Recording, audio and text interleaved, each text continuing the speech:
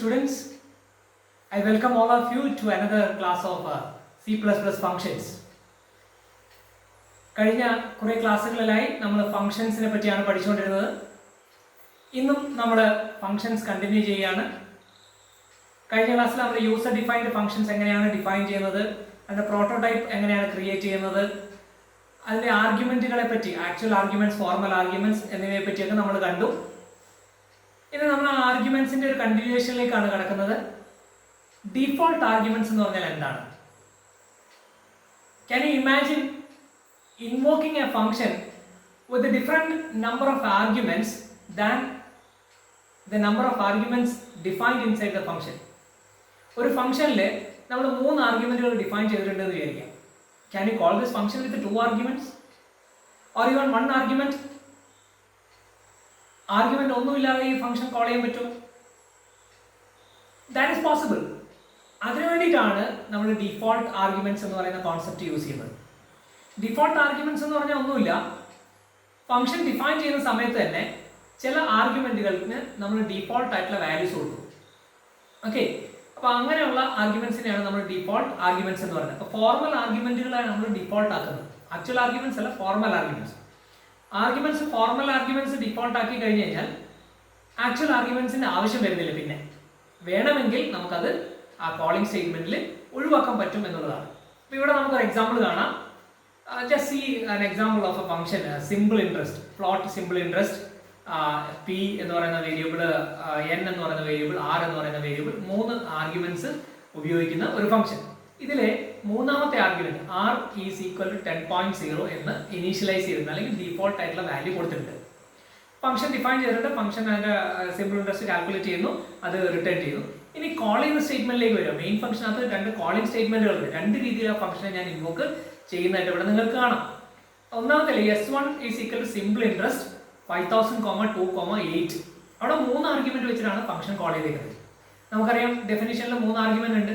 അപ്പം ഈ 1 to 1 ആയിട്ട് ഈ ആർഗ്യുമെന്റുകൾ പാസ് ചെയ്ത് കഴിഞ്ഞാൽ 5000 will be stored inside the variable P.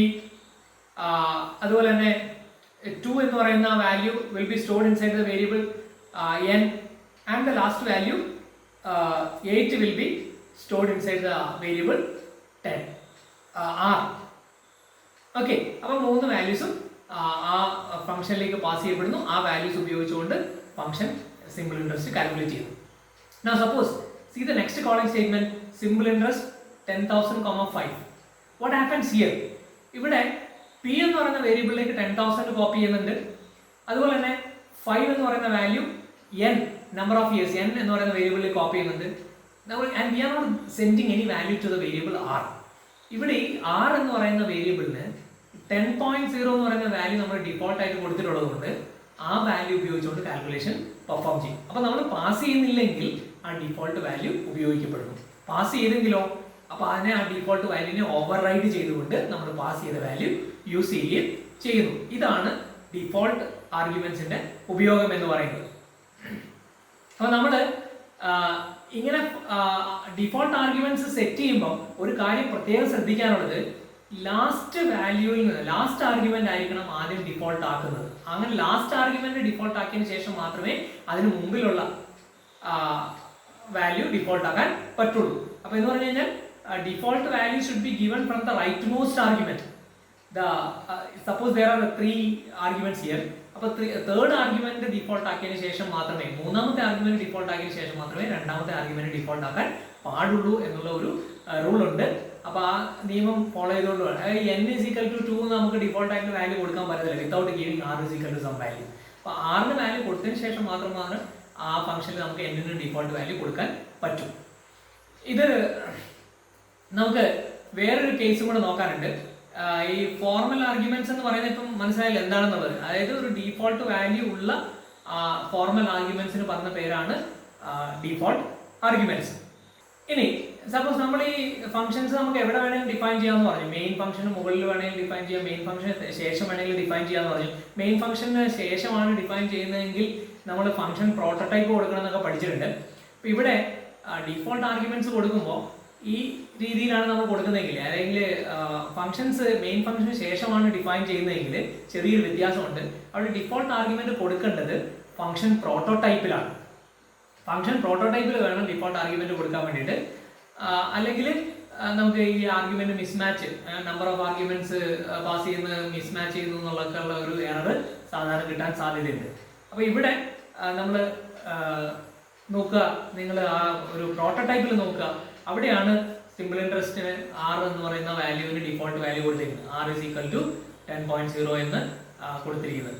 ഡെഫിനേഷനിനകത്ത് അത് ഒഴിവാക്കുകയും വേണം. ഡെഫിനേഷനിനകത്ത് പിന്നെ ഡിഫോൾട്ട് വാല്യൂ കൊടുക്കാൻ പാടില്ല എന്നുള്ളതാണ് പ്രോട്ടോടൈപ്പ് ഉപയോഗിച്ചുകൊണ്ട് നമ്മൾ ഫംഗ്ഷൻ ക്രിയേറ്റ് ചെയ്യുന്ന സമയത്ത്. അതായത് ഫംഗ്ഷൻ മെയിൻ ഫംഗ്ഷന് ശേഷമാണ് നമ്മൾ എഴുതുന്നതിൽ ഡെഫിനേഷൻ കൊടുക്കുന്നതെങ്കിൽ ഈ ഒരു രീതിയിൽ വേണം ചെയ്യാൻ വേണ്ടിയിട്ട്. അടുത്തായി നമുക്ക് ഫംഗ്ഷനുകൾ കോൾ ചെയ്യുന്ന സമയത്ത് ഏതൊക്കെ രീതിയിൽ ആർഗ്യുമെന്റുകൾ പാസ് ചെയ്യാം, അല്ലെങ്കിൽ കോളിംഗ് മെത്തേഡുകൾ ഏതൊക്കെയാണ് എന്നുള്ളതാണ് കാണേണ്ടത്. രണ്ട് മെത്തേഡുകളാണുള്ളത്. ഒന്ന് കോൾ ബൈ വാല്യൂ അല്ലെങ്കിൽ പാസ് ബൈ വാല്യൂ എന്ന് പറയും. രണ്ടാമത്തത് കോൾ ബൈ റെഫറൻസ് അഥവാ പാസ് ബൈ റെഫറൻസ് എന്ന് പറയും. ഈ ഡിഫറൻസ് എന്ന് പറയുന്നത്, ഈ രണ്ടും തമ്മിലുള്ള മെയിൻ ആയിട്ടുള്ള ഡിഫറൻസ് എന്ന് പറയുന്നത് ആർഗ്യുമെന്റ് പാസിംഗ് മെക്കാനിസത്തിലുള്ള ഡിഫറൻസ് ആണ്. അത് എക്സ്പ്ലെയിൻ ചെയ്യാൻ വേണ്ടി ഞാനൊരു എക്സാമ്പിൾ പറയാം. I have a list of addresses. നിങ്ങളുടെ വീടുകളിലേക്ക് ഒരു ഇൻവിറ്റേഷൻ അയക്കാനുള്ള അഡ്രസ്സുകൾ എൻ്റെ കയ്യിലുണ്ടെന്ന് വിചാരിക്കാം. And I am asking one of the student to fill the cover. ആ കവറിൽ ഈ അഡ്രസ്സുകൾ പൂരിപ്പിക്കാൻ വേണ്ടി ഞാൻ എൻ്റെ കയ്യിലുള്ള ലിസ്റ്റ് ഉപയോഗിക്കുകയാണ്. അപ്പോൾ എനിക്ക് രണ്ട് ഓപ്ഷൻസ് ആണുള്ളത്. ഒന്ന്, ഈ ലിസ്റ്റിൻ്റെ ഒരു ഫോട്ടോ കോപ്പി എടുത്തിട്ട് ഇത് എഴുതാൻ വേണ്ടിയിട്ട് ഞാൻ ചുമതലപ്പെടുത്തിയ കുട്ടിക്ക് കൊടുക്കാം. അങ്ങനെ കൊടുക്കുമ്പോൾ ഈ ലിസ്റ്റിൽ ആ ഫോട്ടോ കോപ്പിയിൽ എന്തെങ്കിലും മാറ്റങ്ങൾ വരുത്തിയെന്ന് വിചാരിക്കുക. കുട്ടിക്ക് ടെൻഷനൊന്നും ഇല്ലാതെ അതിനകത്ത് വേണമെങ്കിൽ മാറ്റങ്ങൾ വരുത്താം. കാരണം എൻ്റെ കയ്യിലുള്ള ലിസ്റ്റ് അതുപോലെ ഇൻടാക്റ്റ് ആയിട്ടുണ്ട്, അതിന് യാതൊരു മാറ്റവും സംഭവിക്കുന്നില്ല. ഇനി രണ്ടാമത്തെ ഓപ്ഷൻ എന്ന് പറയുന്നത്, എൻ്റെ കയ്യിലുള്ള ഒരു ലിസ്റ്റ്, ആ ലിസ്റ്റ് അതേ ലിസ്റ്റ് തന്നെ ഞാൻ ആ കുട്ടിക്ക് കൊടുക്കുന്നു. കുട്ടി അതിൽ എന്തെങ്കിലും മോഡിഫിക്കേഷൻ വരുത്തിയാൽ ആ ഒറിജിനൽ ലിസ്റ്റിലാണ് മാറ്റം വരുന്നത്. ഇതാണ് ഇത് നമ്മൾ ഈ ലിസ്റ്റ് എന്ന് പറയുന്നത്, എൻ്റെ കയ്യിലുള്ള ലിസ്റ്റ് നമ്മുടെ ആർഗ്യുമെന്റുകളാണെന്ന് വിചാരിക്കാം. അതായത് നമ്മൾ ഫംഗ്ഷനിലേക്ക്, ആ ഫംഗ്ഷൻ എന്ന് പറയുന്നത് അവിടെ ആ ഇൻവിറ്റേഷൻ ലെറ്റർ പ്രിപ്പയർ ചെയ്യുന്ന കുട്ടി. അപ്പോൾ ആ കുട്ടിക്ക് നമ്മൾ ഈ ഡാറ്റ കൈമാറുന്ന മെത്തേഡ്, അപ്പോൾ ആദ്യത്തേതിൽ ഞാനൊരു കോപ്പി മാത്രമാണ് കൊടുത്ത്, അത് കോൾ ബൈ വാല്യൂ എന്ന് പറയും, അല്ലെങ്കിൽ പാസ് ബൈ വാല്യൂ എന്ന് പറയുന്നു. രണ്ടാമത്തെ കേസിൽ ഞാൻ കൊടുക്കുന്നത് എന്താണ്, എൻ്റെ കയ്യിലുള്ള ഒറിജിനൽ ലിസ്റ്റ് തന്നെയാണ് കൊടുക്കുന്നത്. അപ്പോൾ അതിന് പറയുന്ന പേരാണ് പാസ് ബൈ റെഫറൻസ്. അപ്പോൾ ഫംഗ്ഷനിലേക്ക് വരുമ്പോൾ അതിന് പാസ് ബൈ റെഫറൻസ് എന്നാണ് പറയുക. അപ്പോൾ ഇതാണ് രണ്ട് മെത്തേഡുകൾ, ഫംഗ്ഷൻസ് കോൾ ചെയ്യാൻ വേണ്ടിയുള്ള രണ്ട് മെത്തേഡ്. ഇത് നമുക്ക് അതിൻ്റെ എങ്ങനെയാണ് അതിൻ്റെ വ്യത്യാസം എന്താണെന്നുള്ളത് ഡീറ്റെയിൽ ആയിട്ട് കാണാം വിത്ത് ആൻ എക്സാമ്പിൾ. ഇവിടെ ഞാൻ ഒരു ചേഞ്ച് എന്ന് പറയുന്ന ഒരു ഫംഗ്ഷൻ ഉണ്ട്, അതുപോലെ ഒരു മെയിൻ ഫംഗ്ഷൻ ഉണ്ട്. Main function which invokes the change എന്ന് പറയുന്ന ഫംഗ്ഷൻ. അപ്പോൾ ചേഞ്ചിൻ്റെ സ്ട്രക്ചർ നിങ്ങൾ നോക്കുക. Void does not return anything, change is the name of the function and there is one argument that is used by the function int n എന്ന് പറയുന്ന ഒരു argument ഉണ്ട്. അപ്പോൾ നമ്മൾ ആ ഫംഗ്ഷൻ ഇൻവോക്ക് ചെയ്യണമെന്നുണ്ടെങ്കിൽ ഒരു ആർഗ്യുമെന്റ് കൊടുക്കണം എന്നാണ്. And what does the function do? ഈ ഫംഗ്ഷനകത്ത് n-ന്റെ വാല്യൂ ഒന്ന് അപ്ഡേറ്റ് ചെയ്യുകയാണ് ചെയ്യുന്നത്. ഒന്ന് ഇൻക്രിമെന്റ് ആവും. n = n+1 അവിടെ ചെയ്യുന്നു. And the value is printed by the function. ആ n-ന്റെ വാല്യൂ അവിടെ പ്രിന്റ് ചെയ്തു. ഇനി മെയിൻ ഫംഗ്ഷനിലേക്ക് വരിക. അവിടെ ഞാനൊരു വേരിയബിൾ x എന്ന് പറയുന്ന ഒരു വേരിയബിൾ ഉപയോഗിക്കുന്നുണ്ട്. x = 20 എന്ന് അസൈൻ ചെയ്തു. And you are invoking the function change x. So function gets invoked and gets executed, and the value of x will be copied to the variable n, and n will be incremented and so on, and നമ്മൾ x ന്റെ value അവിടെ print ചെയ്തു. ഇനി ഇതിന്റെ ഈ function execute ചെയ്യുന്ന ഒരു രീതി എങ്ങനെയാണെന്ന് നമ്മൾ നോക്കുകയാണെങ്കിൽ, ഫംഗ്ഷന് മുന്നേ എന്താ സംഭവിക്കുന്നത്, ഫംഗ്ഷൻ കോൾ ചെയ്യുന്നതിന് മുമ്പ് എന്താ സംഭവിക്കുന്നത്, അവിടെ x എന്ന് പറയുന്ന ഒരു വേരിയബിൾ ക്രിയേറ്റ് ചെയ്യുന്നുണ്ട് മെയിൻ ഫംഗ്ഷനകത്ത്. അതിന്റെ വാല്യൂ 20 ആയിട്ട് നമ്മൾ ഇൻസേർട്ട് ചെയ്യപ്പെടുന്നുണ്ട്. ഇനി n എന്ന് പറയുന്ന വേരിയബിൾ അവിടെ ക്രിയേറ്റ് ചെയ്യുന്നുണ്ട്, ചേഞ്ച് എന്ന് പറയുന്നത്. ഇത് രണ്ട് വ്യത്യസ്തമായിട്ടുള്ള വേരിയബിളുകളാണ്. അപ്പോൾ ഫംഗ്ഷൻ കോളിന് മുമ്പ് ആ വാല്യൂ എന്നിൽ ഒന്നും ഇല്ല. ഇനി അടുത്തായിട്ട് ഫംഗ്ഷൻ കോൾ ചെയ്യുന്നത് ആഫ്റ്റർ ദ ഫംഗ്ഷൻ കോൾ ചെയ്ത് കഴിയുമ്പോഴത്തേനും the value of x is passed to the variable n. അപ്പോൾ എക്സിന്റെ വാല്യൂയും 20 എന്നാകുന്നു, n-ന്റെ വാല്യൂയും 20 എന്നാകുന്നു. ഇനി അടുത്തത് ഫംഗ്ഷൻ എക്സിക്യൂഷൻ നടക്കുകയാണ്. ഫംഗ്ഷൻ എക്സിക്യൂഷൻ നടന്നു കഴിയുമ്പോൾ what happens is n becomes 21. n-ന്റെ വില ആണ് അവിടെ ഇൻക്രിമെന്റ് ആകുന്നത്. And that's A different variable. എക്സിന്റെ വിലയ്ക്ക് ഒരു മാറ്റവും ഇല്ല. മെയിൻ ഫംഗ്ഷനിലെ എക്സ് എന്ന് പറയുന്ന വേരിയബിളിൽ 20 തന്നെയാണ്, അതിനൊരു മാറ്റവും ഉണ്ടാവുന്നില്ല. ഇതാണ് കോൾ ബൈ വാല്യൂ മെത്തേഡ്. അപ്പോൾ ഇവിടെ നമ്മൾ സാധാരണ ഇതിനു മുമ്പ് കണ്ട ഫംഗ്ഷനുകളെല്ലാം തന്നെ കോൾ ബൈ വാല്യൂ മെത്തേഡ് ഉപയോഗിച്ചുകൊണ്ടായിരുന്നു നമ്മൾ ചെയ്തുകൊണ്ടിരുന്നത്. അപ്പോൾ അതേ രീതിയിൽ തന്നെയാണ് ഇവിടെയും ഫോളോ ചെയ്യുന്നത്. നമുക്ക് കോൾ ബൈ റെഫറൻസിലേക്ക് പോയി നോക്കാം. കോൾ ബൈ റെഫറൻസിൽ ഈ ഫംഗ്ഷനകത്ത് വന്ന മാറ്റം നിങ്ങൾ ശ്രദ്ധിക്കുക. ആ ഫംഗ്ഷൻ ഡെഫിനേഷനിൽ അവിടെ മാറ്റം വന്നിട്ടുണ്ട്. പ്രോട്ടോടൈപ്പ് ഉണ്ടെങ്കിൽ പ്രോട്ടോടൈപ്പിലും ഉണ്ടാവും മാറ്റം. അപ്പോൾ ഫംഗ്ഷൻ ഡെഫിനേഷനിൽ വന്ന മാറ്റം എന്താണ്? വോയിഡ് ചേഞ്ച്, ഫംഗ്ഷന്റെ പേരിന് മാറ്റമില്ല, റിട്ടേൺ വാല്യൂ ഒന്നുമില്ല, അത് പഴയപോലെ തന്നെയാണ്. പക്ഷെ ആർഗ്യുമെന്റിൽ ചെറിയൊരു വ്യത്യാസം നിങ്ങൾ കാണുന്നുണ്ട്. ഇൻറ്റ് ആംപർസെന്റ് എൻ, ആംപർസെന്റ് എന്ന് പറയുന്ന ഒരു ഓപ്പറേറ്റർ അവിടെ വരുന്നുണ്ട്. ആംപർസെന്റ് എന്ന് പറയുന്ന ഓപ്പറേറ്റർ, അതിന് അഡ്രസ് ഓഫ് ഓപ്പറേറ്റർ എന്നാണ് പറയുക. ഒരു വേരിയബിളിന്റെ അഡ്രസ്സിലേക്ക് പോയിന്റ് ചെയ്യുന്ന അല്ലെങ്കിൽ അഡ്രസ് ഡിറ്റർമിൻ ചെയ്യുന്ന ഒരു ഓപ്പറേറ്റർ ആണത്. റെഫറൻസ് ഓപ്പറേറ്റർ എന്നും അതിന് പറയാറുണ്ട്. അപ്പോൾ ഇവിടെ സംഭവിക്കുന്നത് എന്താണ്? ഇത് ബാക്കിയുള്ള കാര്യങ്ങളെല്ലാം മറ്റേതുപോലെ തന്നെയാണ്, നേരത്തെ കണ്ട ഫംഗ്ഷൻ പോലെ തന്നെയാണ്. പക്ഷെ ഇവിടെ what happens before the call and after the call and when the function is executed. Let's look at that. Before the function call, x എന്ന് പറയുന്ന ഒരു വേരിയബിൾ ക്രിയേറ്റ് ചെയ്യുന്നുണ്ട്. മെയിൻ ഫംഗ്ഷനകത്ത് എക്സിന്റെ വാല്യൂ 20 ആയിട്ട് അസൈൻ ചെയ്യപ്പെടുന്നുണ്ട്. അതായത് നമ്മൾ ഫംഗ്ഷൻ കോൾ ചെയ്യപ്പെടുന്നു. ചേഞ്ച് എക്സ് എന്ന് പറയുന്ന ഫംഗ്ഷൻ കോൾ ചെയ്യുമ്പോൾ ഇവിടെ പാസ് ചെയ്യുന്നത് 20 എന്ന് പറയുന്ന വാല്യൂ അല്ല, the value stored in the variable അല്ല പാസ് ചെയ്യുന്നത്. Instead of that the address of the variable is passed. അതാണ് എൻ എന്ന് പറയുന്ന വേരിയബിളിൽ സ്റ്റോർ ചെയ്യുന്നത്. അഡ്രസ് ആണ്. അവിടെ അഡ്രസ് സ്റ്റോർ ചെയ്യാൻ വേണ്ടിയിട്ടാണ് നമ്മൾ ആംപർസെന്റ് എന്ന് കൊടുത്തിരുന്നത്. അതുകൊണ്ട് അവിടെ അഡ്രസ് ആണ് സ്റ്റോർ ചെയ്യപ്പെടുക, ആക്ച്വൽ വാല്യൂ അല്ല സെൻഡ് ചെയ്യപ്പെടുന്നത്. അതാണ് റെഫറൻസ് പാസ് ചെയ്യുന്നു എന്ന് പറയുന്നത്. അപ്പോൾ റെഫറൻസ് എന്ന് പറയുന്നത് മറ്റൊരു നെയിമാണ്. ഒരു വേരിയബിളിന് വേറൊരു പേര് എന്നുള്ളതാണ് റെഫറൻസ് എന്ന് പറയുന്നത്. റെഫറൻസ് വേരിയബിൾ എന്ന അർത്ഥം അതാണ് ഉദ്ദേശിക്കുന്നത്.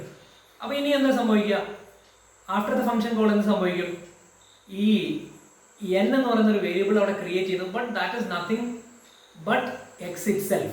It's a alternate name for x. n is an alternate name for x. x ന് മറ്റൊരു പേരാണ് n എന്ന് പറയുന്നത്. അവിടെ ഒരു മെമ്മറി ലൊക്കേഷനേ ഉള്ളൂ ക്രിയേറ്റ് ചെയ്യപ്പെടുന്നുള്ളൂ. n നും x എന്ന് പറയുന്നത് സെയിം മെമ്മറി ലൊക്കേഷനെ റെഫർ ചെയ്യുന്നു. ആൻഡ് ദാറ്റ് വാല്യൂ 20, അതിനകത്ത് സ്റ്റോർ ചെയ്തിരുന്ന വാല്യൂ 20 ആണ്. And after the execution what happen? n gets incremented by 1 എന്ന് പറഞ്ഞു കഴിഞ്ഞാൽ x ആണ് ഇൻക്രിമെന്റ് ആവുന്നത്. കാരണം രണ്ടും ഒരേ മെമ്മറി ലൊക്കേഷൻ ആയതുകൊണ്ട് ആ ഒരു മെമ്മറി ലൊക്കേഷനിലുള്ള വാല്യൂവിനാണ് അപ്ഡേറ്റ് ചെയ്യപ്പെടുന്നത്. അപ്പോൾ കോൾ ബൈ റെഫറൻസ് എന്ന് പറയുമ്പോൾ ഫംഗ്ഷനിൽ എന്തെങ്കിലും മാറ്റങ്ങൾ ആ ആർഗ്യുമെന്റിന് വരുത്തി കഴിഞ്ഞാൽ that will reflect in the original values. ഇവിടെ റെഫറൻസ് പാസ് ചെയ്യുന്നുണ്ട്, അഡ്രസ് പാസ് ചെയ്യുന്നുണ്ട്. എന്തെങ്കിലും മാറ്റം ഫംഗ്ഷനുള്ളിൽ വരുത്തി കഴിഞ്ഞാൽ, കോൾഡ് ഫംഗ്ഷനിൽ വരുത്തി കഴിഞ്ഞാൽ അത് കോളിംഗ് സ്റ്റേറ്റ്മെന്റിലുള്ള ഒറിജിനൽ വാല്യൂസിനെ അഫക്റ്റ് ചെയ്യും, ആക്ച്വൽ ആർഗ്യുമെന്റ്സിനെ അഫക്റ്റ് ചെയ്യും. ഫോർമൽ ആർഗ്യുമെന്റ്സിൽ വരുത്തുന്ന എന്ത് മാറ്റവും ആക്ച്വൽ ആർഗ്യുമെന്റ്സിൽ റിഫ്ലക്റ്റ് ചെയ്യും എന്നുള്ളതാണ് കോൾ ബൈ റെഫറൻസ് സംഭവിക്കുന്നത്. അപ്പോൾ ഇതാണ് കോൾ ബൈ വാല്യൂയും കോൾ ബൈ റെഫറൻസും തമ്മിലുള്ള വ്യത്യാസം. അപ്പോൾ ഇത് രണ്ടും ഉപയോഗിക്കുമ്പോൾ നമ്മൾ പാലിക്കേണ്ട ചില നിയമങ്ങളുണ്ട്, അല്ലെങ്കിൽ ചില വ്യത്യാസങ്ങളുണ്ട് ഇത് രണ്ടും തമ്മിൽ. Call by value versus call by reference. എന്താണ് കോൾ ബൈ വാല്യൂ എന്ന് പറഞ്ഞാൽ? കോൾ ബൈ വാല്യൂയിൽ ഓർഡിനറി വേരിയബിൾസ് ആണ് used as formal parameters. Formal parameters എന്ന് പറയുന്നത് ഫംഗ്ഷൻ ഡെഫിനേഷനിലുള്ളതാണ്, അതിൽ നോർമൽ വേരിയബിൾസ് ആണ്, ഓർഡിനറി വേരിയബിൾസ് ആണ്. അതേസമയം കോൾ ബൈ റെഫറൻസിലാണെങ്കിൽ റെഫറൻസ് വേരിയബിൾസ് ആണ്, അതായത് ആംപർസെന്റ് സൈനോട് കൂടി വരുന്ന വേരിയബിൾ നെയിമാണ് ഉപയോഗിക്കുക, അത് റെഫറൻസ് വേരിയബിൾ എന്നാണ് പറയുക. അപ്പോൾ കോൾ ബൈ റെഫറൻസിൽ റെഫറൻസ് വേരിയബിൾസ് ആണ് ഫോർമൽ പാരാമീറ്റേഴ്സ് ആയിട്ട് വരുന്നത്. ഇനി കോൾ ബൈ വാല്യൂയിലേക്ക് വരുമ്പോൾ ആക്ച്വൽ പാരാമീറ്റേഴ്സിനെ നമുക്ക് എന്ത് വേണേലും ആവാം. ആക്ച്വൽ പാരാമീറ്റേഴ്സ് എന്ന് പറഞ്ഞാൽ കോൺസ്റ്റന്റ് ആവാം, എക്സ്പ്രഷൻ ആവാം, നോർമൽ വേരിയബിൾസ് ആവാം. പക്ഷേ കോൾ ബൈ റെഫറൻസിൽ നമ്മൾ സെൻഡ് ചെയ്യുന്ന ആക്ച്വൽ വാല്യൂസ് എന്ന് പറയുന്നത് അതിന് കോൺസ്റ്റന്റോ എക്സ്പ്രഷനോ ആവാൻ പാടില്ല, അത് വേരിയബിൾ തന്നെ ആയിരിക്കണം. Actual parameters will be variables only. അവിടെ നമുക്ക് ഇപ്പോൾ ചേഞ്ച് ഓഫ് 10 എന്ന് നമുക്ക് കൊടുക്കാൻ പറ്റത്തില്ല, ചേഞ്ച് ഓഫ് എക്സ് എന്ന് കൊടുക്കാൻ പറ്റില്ല, ആ വേരിയബിൾ അവിടെ കൊടുക്കാൻ പറ്റില്ല. നേരത്തെ ഒരു കേസിൽ അങ്ങനെയല്ലായിരുന്നു. 10 എന്ന് പറയുന്ന വാല്യൂ വേണമെങ്കിൽ ഡയറക്റ്റ് ആയിട്ട് പാസ് ചെയ്യാമായിരുന്നു.